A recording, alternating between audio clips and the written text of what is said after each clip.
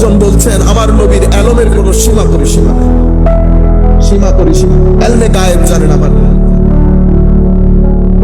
আরেকজন বলতেছে না না, জানে না। দুইজন সারা রাত কিতাব দেখেছে। একজন কিতাব দেখতেছে কি কোন কোন জায়গায় নবী জানে না এটা আছে, এই কিতাবের মধ্যে ওই কিতাবের মধ্যে কোথায় আছে নবী জানে না। সারা রাত নবীর উম্মত সময় কাটাইছে, নবী কোনটা জানে না সেটা খুঁজে বের। আরেকজন খুঁজতেছে নবী জানে, আমার নবী এটাও জানে, আমার নবী ওইটাও জানে। ও ভাই, আমার আল্লাহ বলেছেন না ওয়া আল্লামাকা মা লাম তাকুন তা'লাম ওয়া কানা ফাদলুল্লাহি আলাইকা আযীমা। হাবিব যা জানতেন না, এবার লিস্ট করেন আপনি কি কি জানতেন না। আপনি যদি আমাকে বলেন হুজুর আপনি কি কি জানতেন না, একটা লিস্ট দেন, পুরা পৃথিবী লিখে দিল, লিস্ট শেষ হবে।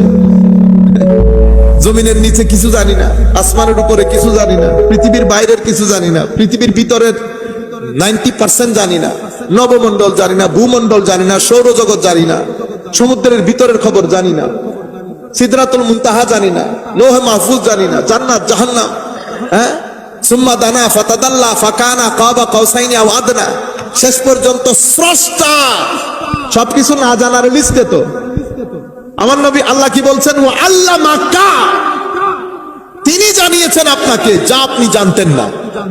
তো যা জানতেন না আল্লাহ জানিয়ে দিয়েছেন, আপনি ফিতা টেপ দিয়ে মাপতে পারবেন এখন কতটুকু জানেন দেখি।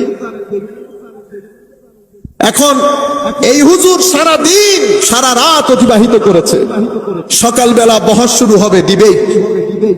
যিনি পক্ষের লোক উনি মাইকে এসে বলতেছেন, হে মানুষ তোমরা মনের কান দিয়ে শোনো, আমার সাথে আজকে যিনি ডিবেটে এসেছে উনিও রাত কাটিয়েছেন, আমিও রাত কাটিয়েছি, আমিও ঘুমাই নাই, সেও ঘুমাই নাই। একজন রাত কেটেছে, রাত কাটিয়েছে দেখার জন্য নবী কোনটা কোনটা জানে না, আরেকজন রাত কাটিয়েছে দেখার জন্য আমার নবী এটাও জানে, আমার নবী ওইটাও জানে। তো বুকে হাত দিয়ে বল নবীর গোলাম কে হবে, এই ব্যক্তি না এই ব্যক্তি? আপনারা বুঝতে পেরেছেন এখন আমাদের হাল হয়েছে সেটা। কোরআনের মধ্যে যদি বলি একটা ডট মিস্টেক আছে, একটা ডট, আপনারা এখানে আমাদেরকে যেতে দিবেন?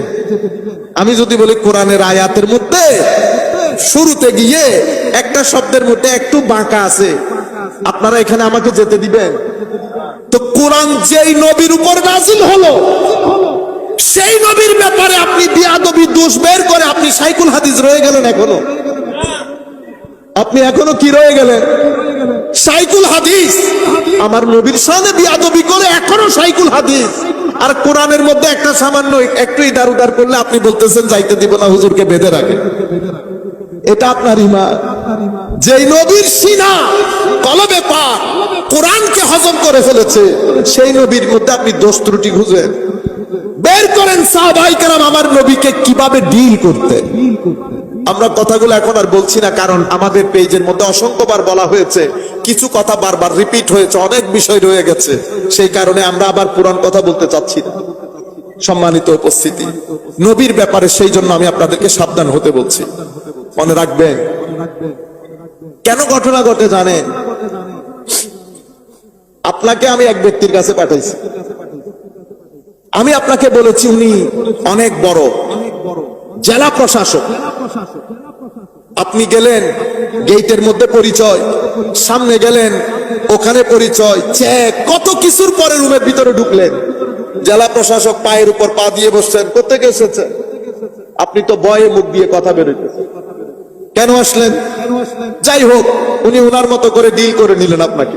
আচ্ছা ঠিক আছে, আপনার কাজ হয়ে যাবে, যান। আপনি বাইরেতে আসলেন, আমি জিজ্ঞেস করলাম কেমন লোক? ও ভাই